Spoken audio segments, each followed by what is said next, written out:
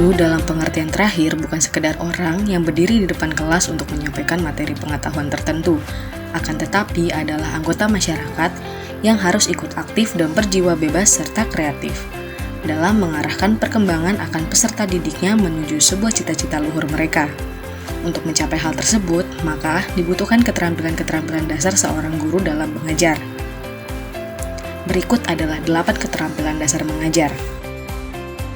Yang pertama adalah keterampilan membuka pelajaran dan menutup pelajaran.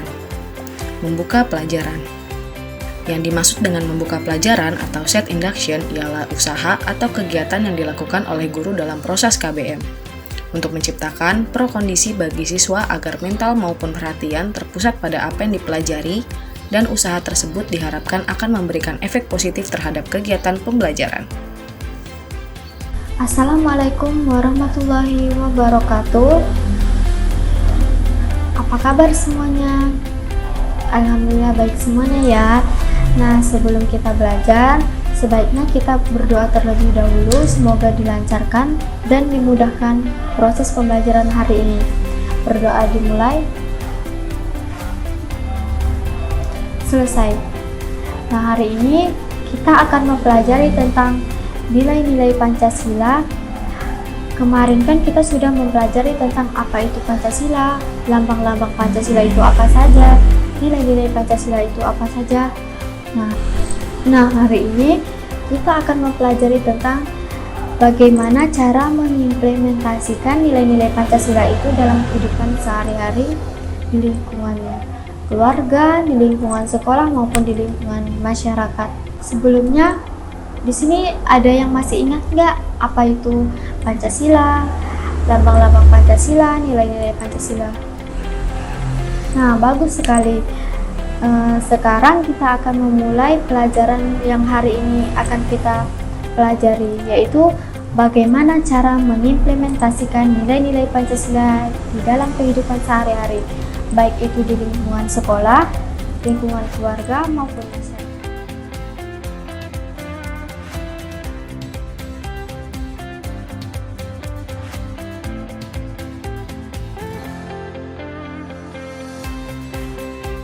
Baiklah anak-anak, ada yang bisa membantu menyimpulkan materi hari ini?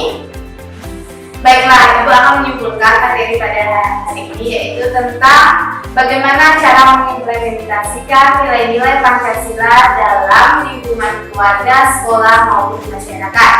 Contohnya, di dalam lingkungan keluarga, kita harus menyayangi anggota keluarga kita yang lainnya.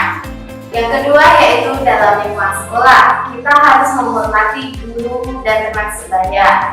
Guru merupakan wali kedua setelah orang tua kita. Dan yang ketiga yaitu di lingkungan masyarakat, kita harus menghormati hak-hak dalam masyarakat. Mungkin materi pada hari ini kita cukupkan karena waktu 2012. Ibu akan memberikan tugas yaitu halaman 27 tentang bersikap positif di berbagai lingkungan kehidupan. Tolong dikerjakan, besok minggu depan Ibu akan periksa. Jangan pernah berhenti belajar karena hidup tak pernah berhenti mengajarkan ya anak-anak. Sebelum kita tutup materi pada hari ini, marilah kita berdoa menurut agama dan kepercayaan masing-masing. Berdoa dimulai. Berdoa selesai. Dan Ibu akhiri, wassalamualaikum warahmatullahi wabarakatuh. Yang kedua, keterampilan menjelaskan. Menjelaskan adalah menyajikan informasi secara lisan dengan sistematika yang runtut untuk menunjukkan adanya korelasi atau hubungan antara yang satu dengan yang lainnya. Ada 2 komponen dalam keterampilan menjelaskan, yaitu merencanakan. Hal ini mencakup penganalisaan masalah secara keseluruhan, penentuan jenis hubungan yang ada di antara unsur-unsur yang dikaitkan dengan penggunaan hukum atau rumus-rumus yang sesuai dengan hubungan yang telah ditentukan.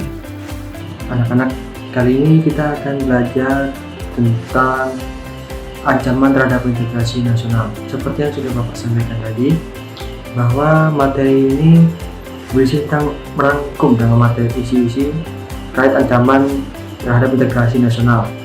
Ancamannya itu dibagi 4. Ada 4. Yang pertama, integrasi militer. Integrasi militer itu bisa berupa serangan dari kelompok atau negara lain dalam bentuk personil pasukan ke negara kita yang bersifatnya seperti perang atau pemberontakan seperti itu. Contohnya di sini antara lain ada misalnya kalau dalam negeri adanya awal itu pemberontakan PKI Madiun 1948, terus ada PRRI, dan ada lagi pemberontakan G30 SPKI. Nah, itu bisa dikategorikan terhadap pemberontakan militer karena itu merupakan pemberontakan yang dibentuk dengan adanya pasukan-pasukan yang bertujuan untuk melawan pemerintah. Terus kemudian ada lagi di materi selanjutnya yaitu ancaman non-militer. Nah, ini ancaman non-militer ini merupakan ancaman yang sulit atau misalnya tidak begitu terlihat, namun dampaknya begitu sangat besar terhadap kondisi negara. Misalnya adanya KKN, korupsi, kolusi, nepotisme. Nah, itu bisa merupakan ancaman terhadap negara karena dengan adanya KKN itu, korupsi, kolusi, nepotisme itu bisa menghancurkan integrasi sebuah negara. Karena dengan itu nanti negara itu bisa mengalami defisit atau chaos, atau bahkan seperti kejadian reformasi tahun 1998 itu kan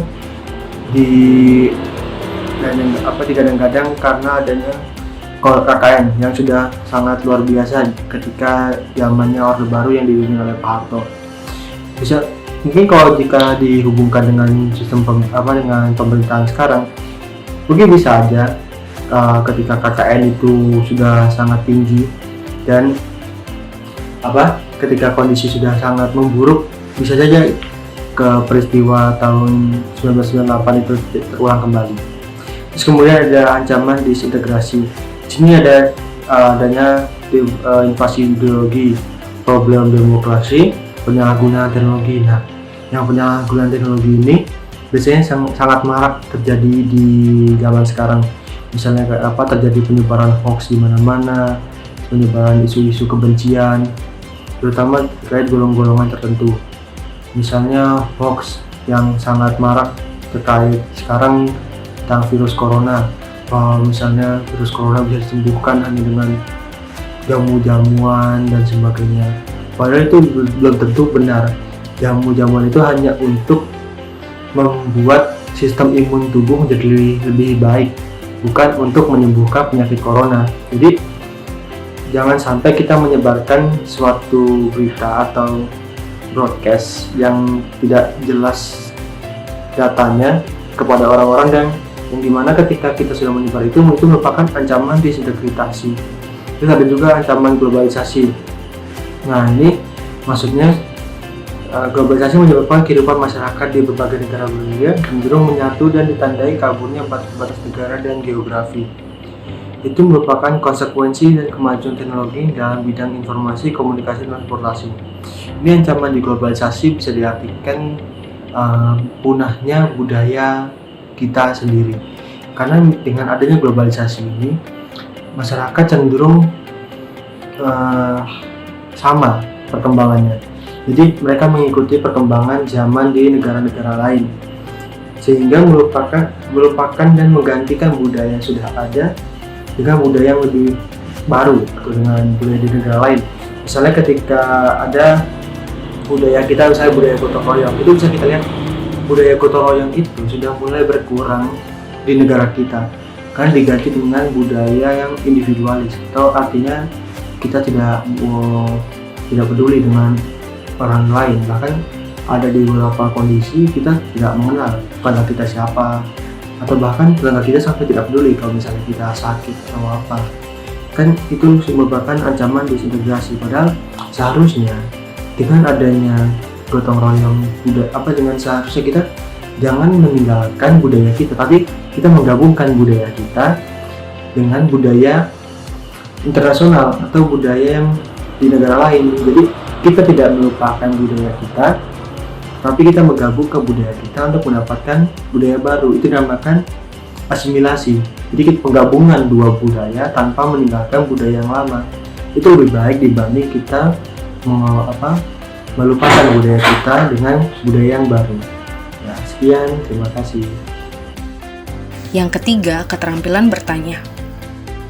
Bertanya adalah bahasa verbal untuk meminta respon siswa baik berupa pengetahuan, pendapat, ataupun sekedar mengembalikan konsentrasi siswa yang tersetruk oleh berbagai kondisi selama KBM berlangsung. Dalam proses belajar mengajar, bertanya memainkan peran penting sebab bertanya dapat menjadi stimulus yang efektif untuk mendorong kemauan berpikir siswa. Tujuan guru mengajukan pertanyaan antara lain menimbulkan rasa ingin tahu, merangsang fungsi pemikiran, mengembangkan keterampilan berpikir, memfokuskan perhatian siswa, mendiagnosis kesulitan belajar siswa, mengkomunikasikan harapan yang diinginkan oleh guru dari siswanya. Baik anak-anak, pada hari ini kita akan belajar mengenai ancaman terhadap integritas nasional. Nah, di sini siapa yang tahu ancaman itu apa? Ya, Simin, coba apa ancaman itu? Benar, jadi ancaman itu adalah setiap usaha dan kegiatan baik dari dalam maupun luar negeri yang dinilai membahayakan kedaulatan negara, keutuhan wilayah negara, dan keselamatan segenap bangsa. Nah, di sini ancaman terhadap integritas nasional itu ada dua. Coba siapa yang tahu? Ayo Lydia.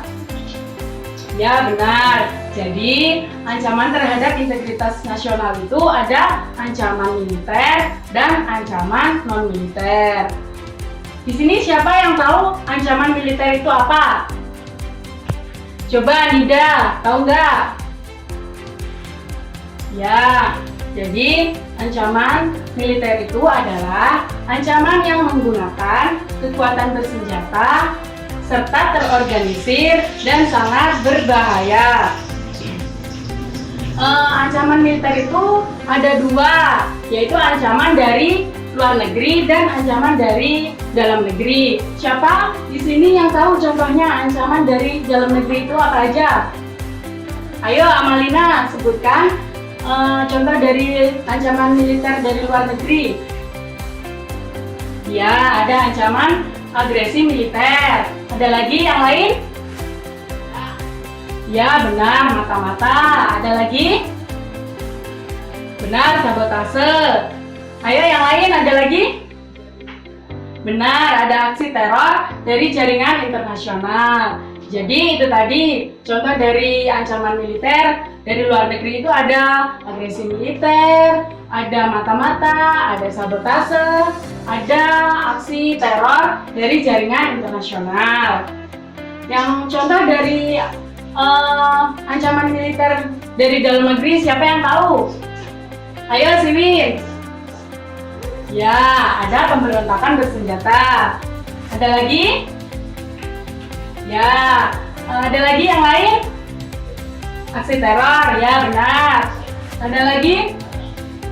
Ya, jadi contoh ancaman militer dari dalam negeri itu ada pemberontakan bersenjata, ada aksi teror, ada aksi kekerasan, ada gerakan separatis. Nah, yang selanjutnya di sini ada ancaman non-militer. Siapa yang tahu pengertian ancaman non-militer itu apa? Ayo, Dini, pengertian ancaman non-militer itu apa? Ya, benar. Ancaman non-militer itu adalah ancaman yang tidak bersenjata, tetapi jika dibiarkan itu akan membahayakan bangsa. Nah, di sini siapa yang tahu contoh dari ancaman non-militer itu? Ayo coba Lydia sebutkan contohnya. Ya benar, pengaruh gaya hidup kebarat-baratan. Pengaruh gaya hidup kebarat-baratan itu misalnya kita berpakaian meniru orang barat, menggunakan pakaian yang seksi dan lain-lain. Ada lagi yang lain? Benar, tidak mencintai budaya sendiri. Ada lagi Siwin? Ya benar, korupsi, kebodohan, kemiskinan, itu merupakan contoh dari ancaman non-militer. Cukup di sini dulu materi pada pagi hari ini. Sekian, terima kasih. Yang keempat, keterampilan mengelola kelompok kecil atau besar. Suasana belajar mengajar yang baik sangat menunjang efektivitas pencapaian tujuan pembelajaran. Seorang guru harus mampu menjadi manajer yang baik dalam sebuah proses KBM. Hal ini berarti bahwa guru harus terampil menciptakan suasana belajar yang kondusif serta mampu menjaga dan mengembalikan kondisi belajar yang optimal. Meminimalisir gangguan yang mungkin terjadi selama proses KBM, sehingga siswa dapat fokus pada KBM yang berlangsung. Nah, anak-anak, dalam pembelajaran kali ini, Ibu akan membagi kelas kalian menjadi beberapa kelompok. Sebelumnya, Ibu lihat dulu ya jumlah siswa dalam kelas kalian. Di sini ada 30 siswa dan Ibu nanti akan membagi menjadi 3 kelompok besar saja. Dan masing-masing kelompok nanti terdiri dari 10 orang. Nah, kali ini kita akan membahas di bab 3, dan di bab 3 itu terdapat 3 subbab. Jadi nanti kelompok 1 mengerjakan permasalahan yang ada di subbab pertama, dan kelompok 2 mengerjakan di subbab kedua, dan kelompok 3 nanti mengerjakan di subbab ketiga ya. Nah, untuk pembagian kelompoknya nanti bisa menggunakan sistem hitung. Jadi hitung dari nomor 1 sampai dengan 10. Nah, itu nanti masuk ke kelompok 1, kemudian dilanjutkan selanjutnya nanti sampai dengan kelompok 3 seperti itu. Nah, jika sudah paham atau ada yang kurang paham bisa ditanyakan. Jika sudah tidak ada, mungkin bisa dibagi dan langsung dikerjakan. Jika sudah selesai, nanti bisa dipresentasikan ke depan dan kelompok lainnya bisa memberikan tanggapan terhadap kelompok yang lain ya. Perkenalkan, nama saya Lutfi Nafisa, saya dari Prodi PPKN kelas A. Di sini saya akan mempraktikkan salah satu keterampilan guru, yaitu keterampilan mengelola kelompok kecil dan besar. Nah, anak-anak, hari ini Ibu akan membagi pembagian kelompoknya secara berhitung ya. Satu kelompok itu terdiri dari 5 peserta didik. Nah, mulai dari Tini itu nomor 1 dan seterusnya ya sampai 5. Nah, anak-anak silakan bergabung dengan kelompoknya masing-masing ya. Sudah duduk di kelompoknya masing-masing kan anak-anak? Nah, di sini Ibu akan memberikan materi yang akan kalian bahas. Nah, setiap kelompok itu harus mengidentifikasi manfaat yang diperoleh bangsa Indonesia dalam menjalin hubungan internasional, baik itu di bidang ideologi, politik, ekonomi, sosial budaya, maupun keamanan dan pertahanan. Nah, jadi setiap kelompok itu mengidentifikasi dan menyimpulkan pendapat dari setiap kelompoknya ya. Jadi hasil dari kelompok kalian itu nanti akan dipresentasikan di depan kelas. Mengerti kan anak-anak? Nah, baiklah, Ibu beri waktu 25 menit dalam pengerjaannya ya anak-anak, dimulai dari sekarang. Yang kelima adalah keterampilan penguatan. Penguatan adalah segala bentuk respon baik bersifat verbal maupun non-verbal yang merupakan bagian dari modifikasi tingkah laku guru terhadap tingkah laku siswa, bertujuan memberikan informasi atau umpan balik bagi si penerima. Atas pembuatannya sebagai suatu dorongan atau koreksi, penguatan juga merupakan respon terhadap tingkah laku yang dapat meningkatkan kemungkinan berulangnya kembali tingkah laku tersebut. Teknik pemberian penguatan dalam KBM yang bersifat verbal dapat dinyatakan melalui pujian, penghargaan, ataupun persetujuan.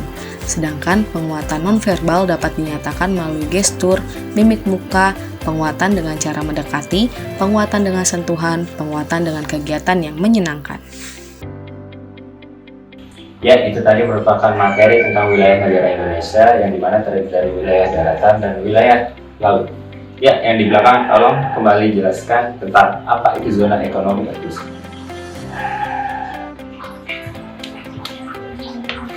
Zona ekonomi eksklusif adalah zona yang luasnya 200 mil laut dari garis dasar pantai, yang dimana zona tersebut sebuah negara pantas mempunyai hak dan kekayaan alam di dalamnya. Ya, itu sekali. Meskipun tadi saya lihat kamu tadi tidak memperhatikan saya, tetapi kamu bisa mengingat kembali apa tentang materi yang telah saya jelaskan tadi barusan. Ya, mari kita berikan update. Yang keenam adalah keterampilan variasi. Variasi dalam kegiatan belajar mengajar dimaksudkan sebagai perubahan dalam proses interaksi belajar mengajar. Dalam konteks ini, variasi merujuk pada tindakan dan perbuatan guru yang disengaja ataupun secara spontan, yang dimaksudkan untuk meningkatkan dan mengingat perhatian siswa selama pembelajaran berlangsung. Tujuan utama dari variasi dalam kegiatan pembelajaran ini adalah mengurangi rasa boring yang membuat siswa tidak lagi fokus pada proses KBM. Untuk itu, guru perlu memberi berbagai variasi sehingga perhatian siswa dapat terpusat pada pembelajaran. Jadi, pengertian Pancasila itu seperti itu murid-murid. Itu Mas Najri yang di belakang. Tolong jangan main HP aja, perhatikan ke Bapak. Yang ketujuh, keterampilan mengajar kelompok kecil. Terbatasnya jumlah siswa dalam pengajaran, bentuk ini memungkinkan guru memberikan perhatian secara optimal terhadap siswa. Hubungan antara guru dan siswa pun menjadi lebih akrab. Demikian pula hubungan antar siswa. Dengan demikian dapat dikatakan bahwa format mengajar seperti ini ditandai oleh adanya hubungan interpersonal yang lebih akrab dan sehat antara guru dengan siswa. Adanya kesempatan bagi siswa untuk belajar sesuai dengan kemampuan, minat, cara, dan kecepatannya, adanya bantuan dari guru, adanya keterlibatan siswa dalam merancang kegiatan belajarnya, serta adanya kesempatan bagi guru untuk memainkan berbagai peran dalam kegiatan pembelajaran. Setiap guru dapat menciptakan format pengorganisasian siswa untuk kegiatan pembelajaran kelompok kecil atau besar, sesuai dengan tujuan, topik, kebutuhan siswa, serta waktu dan fasilitas yang tersedia. Selamat siang anak-anak. Gimana kabarnya? Sehat kan? Ya, jadi pada pertemuan kali ini kita akan melanjutkan pembelajaran pada minggu sebelumnya. Jadi sebelumnya kemarin sudah dibagi kelompok kan? Iya. Kemarin ada 3 kelompok. Jadi nanti masing-masing kelompok akan Ibu beri nama. Untuk kelompok 1 Ibu beri nama Insinyur Soekarno, kelompok 2 Muhammad Hatta, dan kelompok 3 Muhammad Yamin. Jadi, tugasnya di sini adalah nanti masing-masing kelompok mencari dan mendiskusikan materi yang telah dibagikan pada pertemuan sebelumnya. Setelah itu, nanti masing-masing kelompok akan mempresentasikan hasil diskusinya di depan kelas. Gimana? Apakah sudah mengerti? Baiklah, nanti jika ada yang ingin ditanyakan, silahkan untuk bertanya. Silakan dikerjakan ya anak-anak.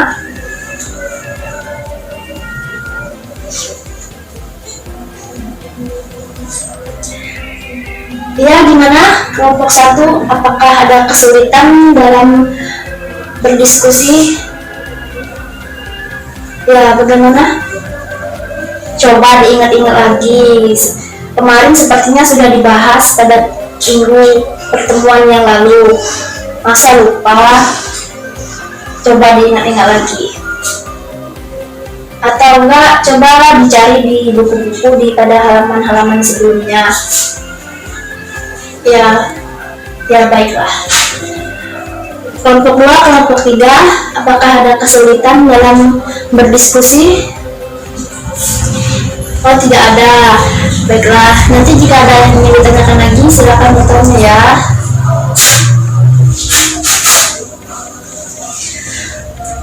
Kelompok 3, apakah udah mau selesai? Ini dapatnya dari mana? Oh, ya. Semangat ya. Untuk kelompok 2 bagaimana? Apakah ada yang ingin ditanyakan? Tidak. Baiklah. Baiklah anak-anak, Waktunya tinggal 5 menit lagi. Setelah itu nanti kita akan presentasi dari kelompok 1, habis itu kelompok 2, dan selanjutnya kelompok 3. Baiklah, kelompok 1 silakan maju ke depan untuk mempresentasikan hasil kelompoknya. Diperhatikan ya anak-anak, nanti jika ada yang ingin bertanya atau menambahkan bisa ditambahkan.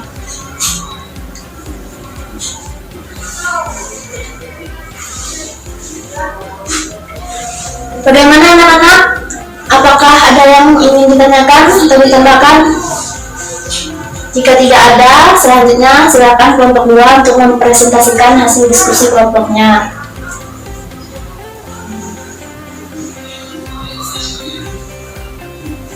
Ya, beri tepuk tangan untuk kelompok 2. Selanjutnya kelompok 3, bagaimana? Silakan.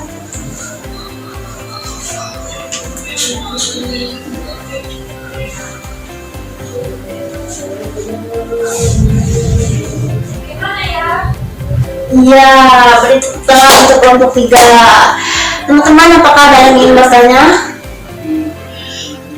Ya, silahkan.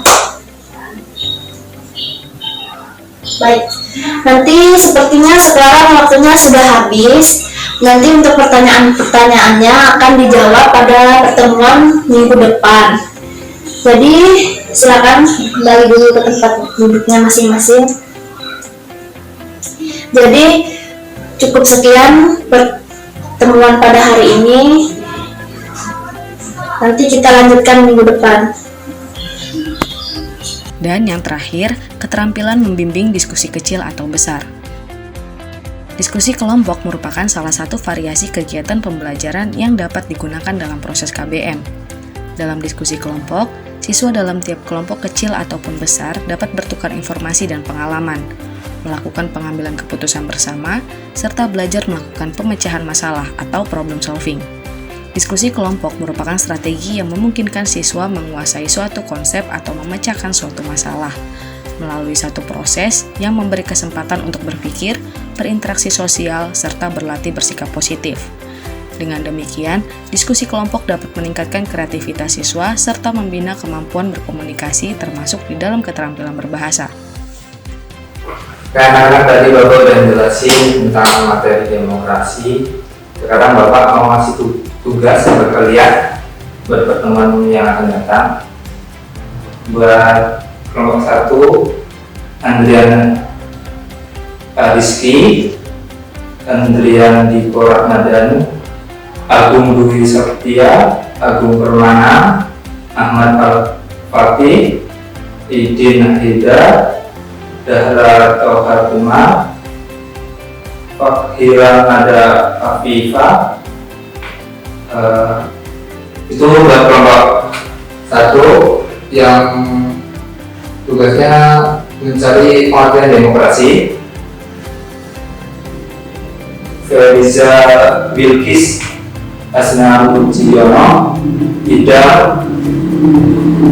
Prasetya, J. Fadil Ahmad, Dejang Rahman Ramadan, Liri Oki Maidina, Marisa Aprilia Sari. Itu kelompok 2 mencari macam-macam demokrasi. Maulida Safaatul Najwa, Nata Azria Oktaviano, Noval Muhzi Kurniawan, Nurul Wahida, Rangga Andi, Rendra Fathul Rahman. Itu kelompok 3 mencari pendapat para ahli tentang demokrasi. Nah, buat kelompok yang keempat, Rifa Husseima, Ririn Karunia Putri, Rizky Salwa Solehu Akmal, Aulia Algani. Itu kelompok 4 mencari negara yang menganut tentang demokrasi. Silakan berkelompok sesuai kelompoknya yang tadi Bapak sebutkan, diskusikan tentang yang tadi. Kelompok 1 pengertian demokrasi, kelompok 2 macam-macam demokrasi, kelompok 3 pendapat para ahli tentang demokrasi, kelompok 4 negara yang menganut sistem demokrasi. Silakan dan diskusikan.